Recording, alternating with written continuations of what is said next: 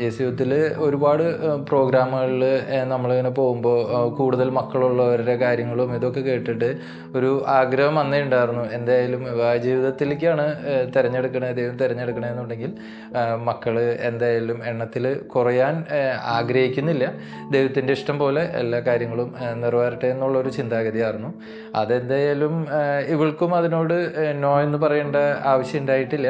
എന്നിരുന്നാലും എല്ലാ കാര്യങ്ങളിലും വളരെയധികം, അതായത് മക്കളുടെ കാര്യം പറയുമ്പോഴായാലും വളരെയധികം പോസിറ്റീവായിട്ട്, കാരണം വേണ്ട എന്നുള്ളതല്ല, വേണം എന്നുള്ളത് തന്നെയായിരുന്നു ഞങ്ങളുടെ രണ്ടാളുടെയും മനസ്സിലുണ്ടായിരുന്നത്. നാം ഒന്ന് നമുക്കൊന്ന് എന്നുള്ളൊരു കൺസെപ്റ്റിനെ മാറ്റി നാം ഒന്ന് നമുക്ക് നാല് എന്നുള്ളൊരു ഇരട്ടി ആക്കുക എന്നതായിരുന്നു പിന്നത്തെ ഒരു ചിന്ത. അത് തുടക്കം നമുക്ക് അങ്ങനെ ഉണ്ടായില്ല. പക്ഷെ ഒരു വിധത്തിൽ നിങ്ങൾ ഇരട്ടിയാവുക എന്നുള്ള, നിങ്ങൾ പെരുകണം എന്ന് പറഞ്ഞപ്പോൾ അത് പറഞ്ഞ് നമ്മൾ പറഞ്ഞ് ഒന്നൊന്നും ഒന്നല്ലേ, അങ്ങനെ ഞങ്ങൾ കുറേ കാര്യങ്ങളൊക്കെ പറഞ്ഞു. അത് കഴിഞ്ഞല്ല നമ്മൾ 2 2 4 അങ്ങനെ ഒരു കൺസെപ്റ്റിൽ നമ്മൾ 4 എന്തായാലും വേണം എന്നുള്ളൊരു ഇതിലേക്ക് എത്തിയത്. ഇനി ദൈവാനുഗ്രഹം ഇനിയും എന്തെങ്കിലും മിറാക്കിൾ സംഭവിക്കട്ടെ എന്നൊരു ഇത്. ഒരാൾക്കൊരാൾ എപ്പോഴും ഒരു കൂട്ട് വേണം എന്നുള്ളൊരു ചിന്ത ഉണ്ടായിരുന്നു. ഒരു ആൺകുട്ടിക്ക് ഒരു ആൺകുട്ടി, ഒരു പെൺകുട്ടിക്ക് ഒരു പെൺകുട്ടി, അങ്ങനെ ഒരു ഇതുണ്ട്. ദൈവാനുഗ്രഹം പോലെ അതുപോലെ തന്നെ കിട്ടി. അതിൻ്റെ ഒരു കാരണം കൂടിയാണ് ആ ഒരു തീരുമാനത്തിൻ്റെ അല്ലെങ്കിൽ ആ ഒരു ആഗ്രഹത്തിൻ്റെ ഫലമായിട്ടായിരിക്കാം കർത്താവ് ആദ്യത്തെ ആണു രണ്ടാമത്തെ പെണ്ണ് തന്നത്. അത് കഴിഞ്ഞപ്പോൾ ആൺകുട്ടിക്ക് ഒരു കൂട്ട് വേണം എന്നുള്ള ആഗ്രഹത്തിൽ മൂന്നാമത്തെ ദൈവാനുഗ്രഹം പോലെ ആൺകുട്ടിയായി. അപ്പോൾ നോക്കി കഴിഞ്ഞപ്പോൾ പെൺകുട്ടി മാത്രം ഒറ്റയ്ക്ക് എന്നുള്ളൊരു കൺസെപ്റ്റ് വന്നു. അപ്പോഴും പ്രാർത്ഥിച്ചു, അടുത്തത് എന്താവുമെന്ന് അറിയില്ലായിരുന്നു. പക്ഷേ ദൈവം കൃത്യമായിട്ട് തന്നെ നമുക്ക് വീട്ടും അങ്ങനെ ഒരു കൂട്ട് ഒരു ജോഡി എന്നുള്ളൊരു ലെവലിൽ തന്നെ ദൈവത്തിൻ്റെ പ്രത്യേക അനുഗ്രഹം ആ കാര്യത്തിൽ ഞങ്ങൾക്ക് ലഭിച്ചിട്ടുണ്ട്.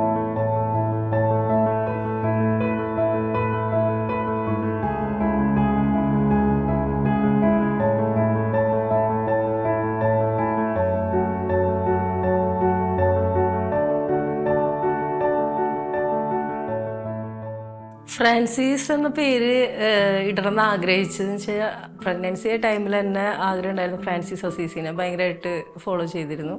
ആണ് പുസ്തകങ്ങളും കാര്യങ്ങളൊക്കെ നന്നായിട്ട് വായിച്ചിരുന്നു. അപ്പോൾ ഫ്രാൻസിസ് എന്ന പേര് ആൺകുട്ടിയാണോ പെൺകുട്ടിയാണോ എന്നൊന്നും അറിഞ്ഞിട്ടല്ല, പക്ഷേ സ്വപ്നത്തിൽ കാണുന്നു നമ്മൾ, അത്രയേ പറയാൻ പറ്റുള്ളൂ. ഫ്രാൻസിസ് തന്നെ വേണം എന്നുള്ളൊരു ചിന്ത. അപ്പോൾ ജനിക്കുന്നതിന് മുന്നേ ഞങ്ങൾ ഫ്രാൻസിസ് തന്നെ വിളിച്ചു തുടങ്ങി.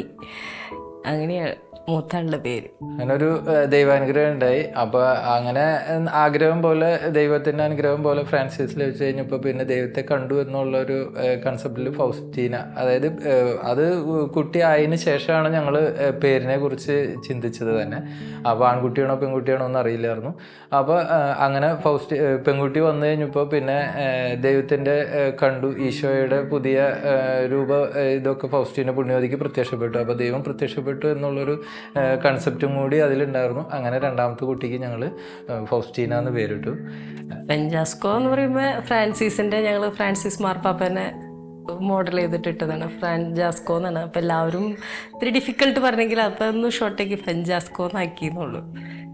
പിന്നെ നാലാമത്തെ മോളാണ് അത്. പക്ഷെ ഞങ്ങൾ ആദ്യമേ തന്നെ എന്തായാലും പ്രാർത്ഥിച്ചൊരുങ്ങി വന്ന് നാലാമത്തെ ആൺകുട്ടിയായാലും പെൺകുട്ടിയായാലും നമുക്കൊരു പേര് കണ്ടുവയ്ക്കണം എന്നുള്ളതിൽ അങ്ങനെ പ്രാർത്ഥിച്ചൊരുങ്ങി കുറേ അന്വേഷിച്ചിട്ടും F വെച്ചുള്ള ഒരു പേര് കിട്ടണം എന്ന് നമുക്ക് ആഗ്രഹമുണ്ടായി. കാരണം ഫ്രാൻസിസ് ഫൗസ്റ്റീന ഫ്രാൻചെസ്കോ എന്ന് വന്നു കഴിഞ്ഞപ്പോൾ അടുത്തൊരു പേര് അങ്ങനെ പ്രാർത്ഥിച്ചിരുന്നപ്പോൾ ആൺകുട്ടികൾക്കും പെൺകുട്ടികൾക്കും വെവ്വേറെ പേരുകൾ എപ്പോഴും വരുന്നത്.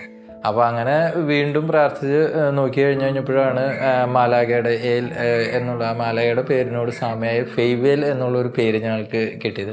ബ്രൈറ്റ്നസ് അസിസ്റ്റന്റ് ഓഫ് ഗോഡ് എന്നൊക്കെ അർത്ഥം വരുന്ന ഒരു ജൂയിഷ് നെയിമാണ്. അപ്പോൾ ഞങ്ങൾ എന്തായാലും ഇത് നാലാമത്തെ ആൺകുട്ടിയായാലും പെൺകുട്ടിയായാലും ഈ ഒരു പേര് എന്നുള്ളത് ഫിക്സ് ചെയ്ത് അങ്ങനെയാണ് ഞങ്ങൾ ഫെയ്വേൽ എന്നുള്ള പേര് കണ്ട് അങ്ങനെ നാലാമത്തെ കുട്ടി അതുപോലെ തന്നെയാണ് അവളും.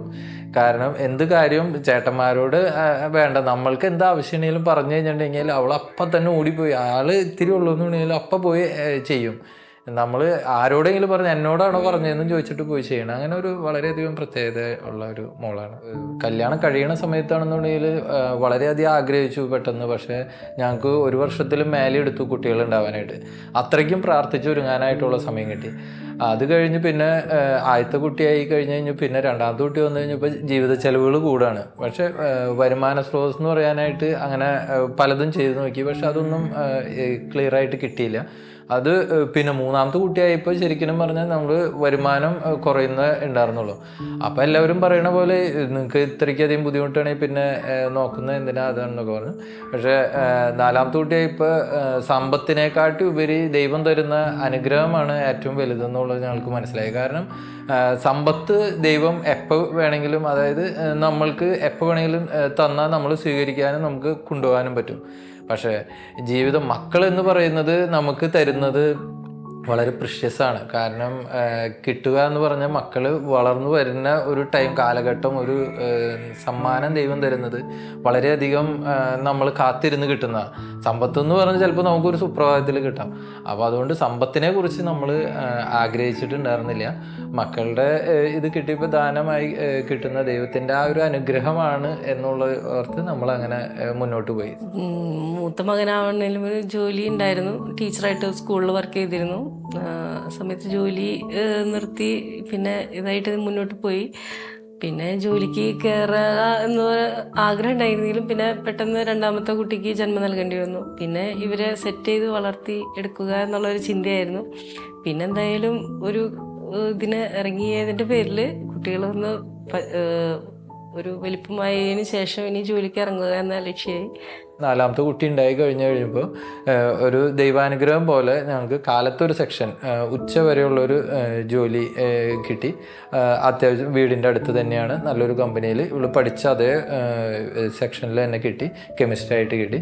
അങ്ങനെ ഒരു ദൈവത്തിൻ്റെ ഒരു പ്രത്യേക ഇടപെടൽ ഉണ്ടായി. അതുപോലെ തന്നെ ആഗ്രഹം പോലെ തന്നെ അത്യാവശ്യം നല്ലൊരു കുഴപ്പമില്ലാത്ത മനസ്സിന് ആഗ്രഹിച്ച തരത്തിലുള്ള ഒരു ജോലി ലഭിച്ചു.